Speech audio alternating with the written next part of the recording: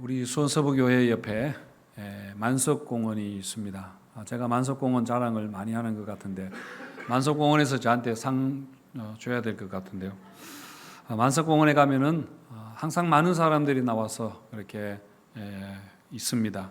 산책을 나오기도 하고 또 꽃구경을 오기도 하고요.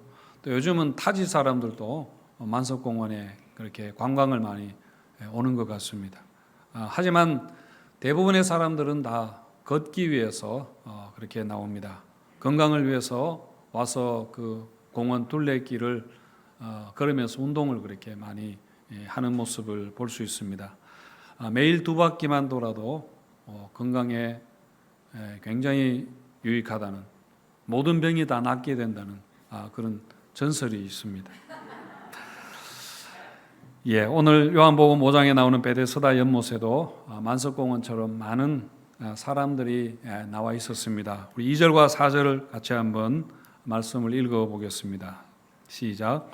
예루살렘에 있는 양문 곁에 히브리 말로 베데스다라 하는 못이 있는데 거기 행각 5이 있고 그 안에 많은 병자, 맹인, 다리 저는 사람, 혈기 많은 사람들이 누워 물의 움직임을 기다리니 이는 천사가 가끔 못에 내려와 물을 움직이게 하는데 움직인 후에 먼저 들어가는 자는 어떤 병에 걸렸든지 낫게 됨이라. 어떤 병에 걸렸든지 물에 들어가면 낫게 된다 그렇게 했습니다. 베데스다 연못가에 많은 사람들이 나와 있었던 것은 천사가 가끔씩 내려와서 그 연못의 물을 움직이게 하는데 물이 움직일 때 가장 먼저 물에 뛰어드는 그 한 사람은 어떤 병에 걸렸든지 낫게 된다는 그런 전설이 있었기 때문입니다. 저도 지금 전설이라 그렇게 했습니다마는 진짜 그런 일이 있었는가 하는 것은 그렇게 중요하지 않습니다. 당시 사람들이 그렇게 믿었다고 하니까요. 그들의 세계관 안에서 그렇게 믿은 것이니까 오늘 우리 21세기를 살아가는 우리의 관점에서 그것을 어떻다고 판단할 것은 아닌 줄 압니다. 거기에 38년 된 병자가 있었습니다. 이 사람은 다리를 움직일 수 없는 하반신 마비 환자였던 것 같습니다. 이 사람도 물이 움직이면은 가장 먼저 물에 뛰어들기 위해서 그 연못에서 기다리고 있었습니다. 여러분, 걷지도 못하는데 달리기에 1등 하려고 기다리고 있다는 게 사실 참 말이 안 되는 것 같습니다만은 알고 보면은 우리 인생이라는 게 또 그렇게 살아가는 것 같습니다. 이 사람은 지금 이런 전설의 근거에서 매일같이 그 연못에 나왔습니다. 그래서 그게 그에게는 일상이 되었습니다. 그렇게 오랫동안 나왔으면은 포기할 만도 할 텐데 오히려 그렇게 오랫동안 나왔기 때문에 계속해서 그냥 나오고 있었습니다. 아마 아침에 일어나서 직장에 출근하는 것처럼 이 연못으로 나왔겠죠. 어떻게 나왔는지 누가 데려왔는지 모르지만은 어쨌든 그게 그 사람에게는 익숙한 그의 일상이었습니다. 그게 여러분 가장 마음에 편하다는 이야기입니다. 그렇게 하는 것이 가장 익숙하고 편리한 것입니다. 익숙한 일상의 힘이 얼마나 큰가 하는 것은 우리가 잘 알고 있습니다.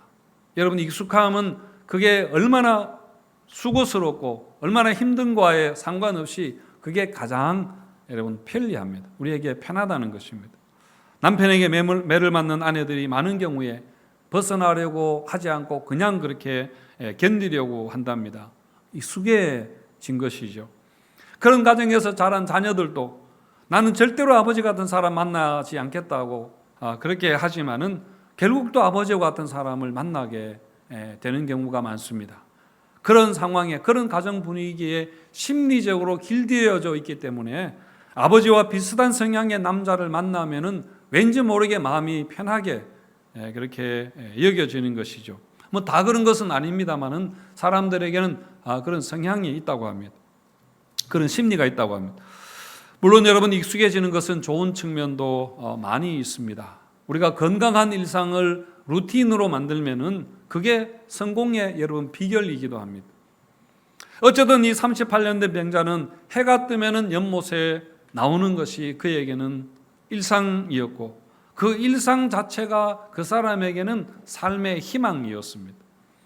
그렇게 수십 년 동안 연못에 나왔지만은 아무 일도 일어나지 않았다면은 이게 아니다는 것을 사실은 알았을 텐데, 그리고 매일 연못으로 나오는 것도 굉장히 수고스러운 일일 텐데 그 사람에게는 그것이 일상이었고 그 일상이 바로 그 자체로 그에게 삶의 희망이었기 때문에 그 연못을 벗어나지 못한 것입니다. 연못을 떠나지 못한 것입니다.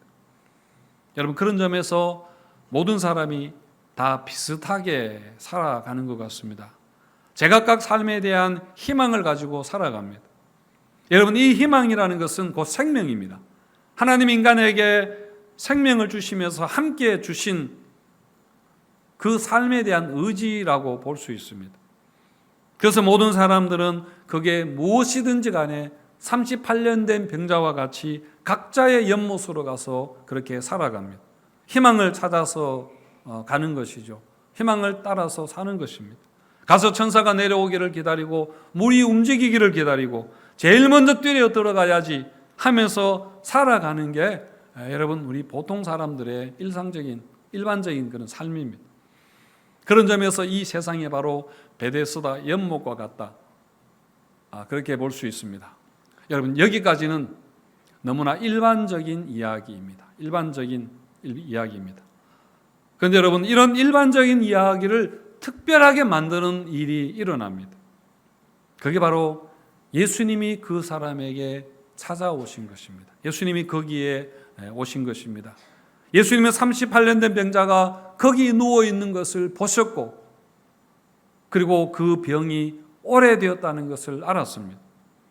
찾아오셨고 보셨고 아셨습니다. 그리고 오셔서 그에게 물으셨습니다. 내가 낫고자 하느냐? 그렇게 물었습니다.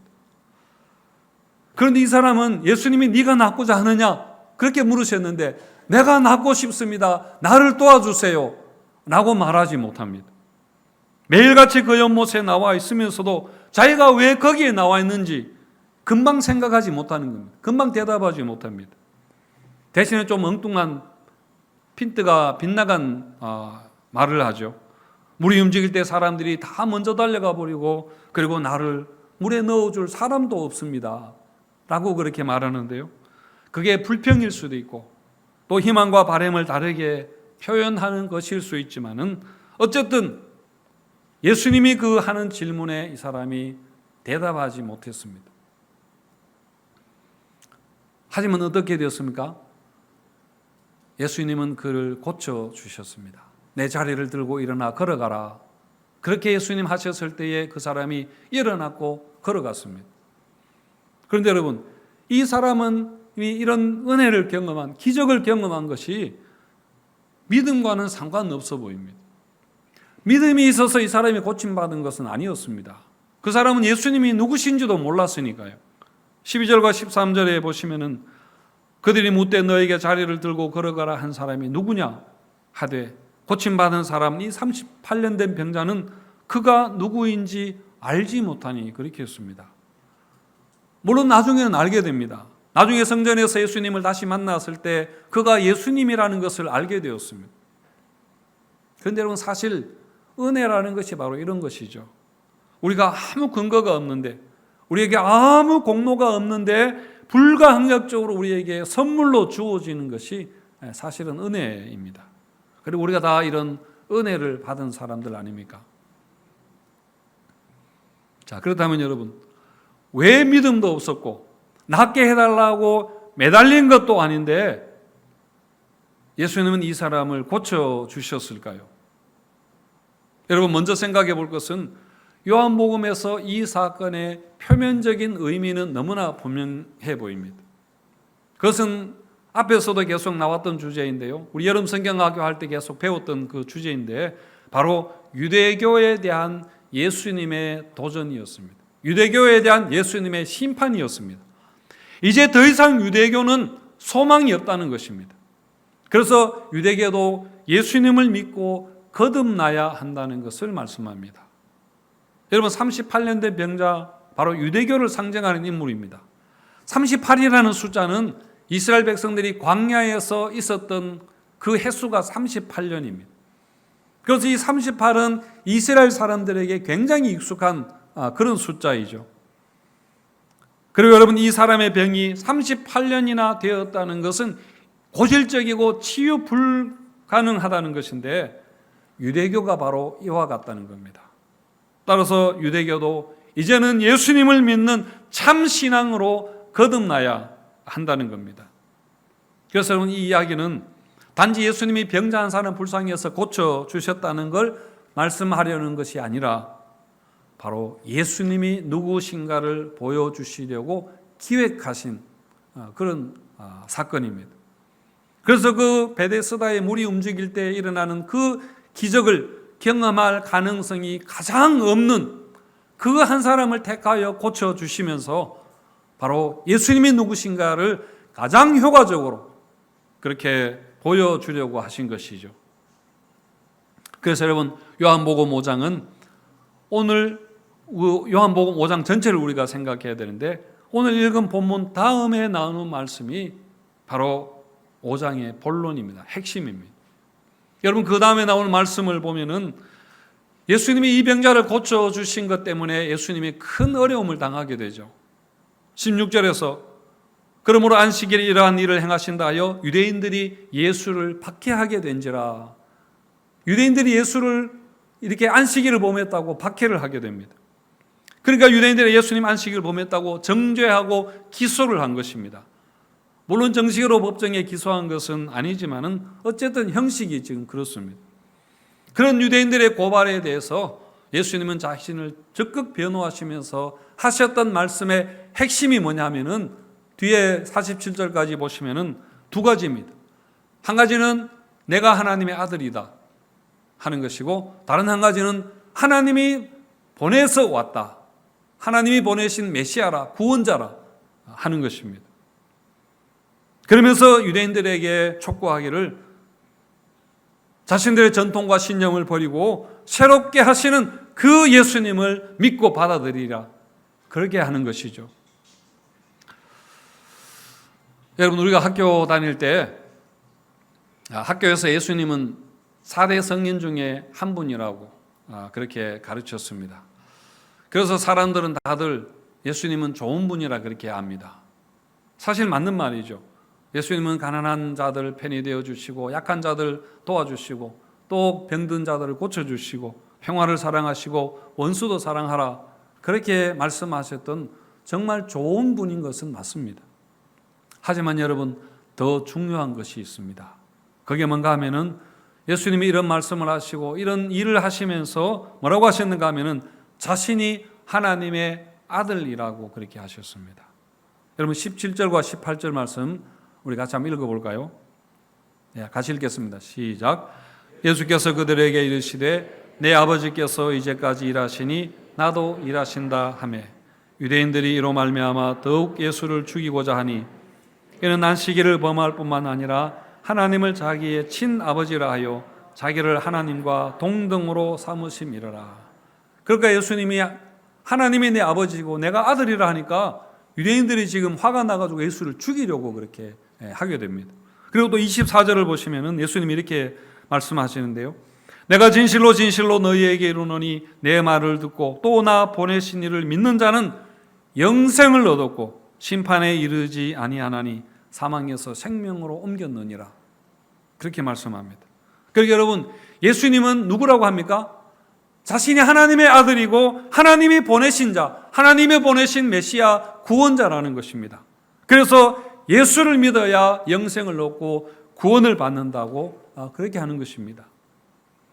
왜 학교에서 예수님을 4대 성인이라고 하는 게 모순이 되는가 하면은, 여러분, 예수님이 하신 모든 말씀과 선한 일은 결국 예수 외에는 구원이 없다는 것을 그렇게 알고 예수 앞에 나와서 무릎 꿇고 예수님을 믿고 따르라, 그렇게 하는 것인데, 예수님의 이 말씀은 받아들이지 않으면서 예수님이 좋은 분이라 4대 성인이라고 하는 것은 말이 안 된다는 그런 이야기입니다. 오히려 예수님을 사기꾼이라고 해야 되죠. 예수님을 사이비 이단 교주라고 하는 게 사실은 더 일관성 있는 그런 이야기입니다.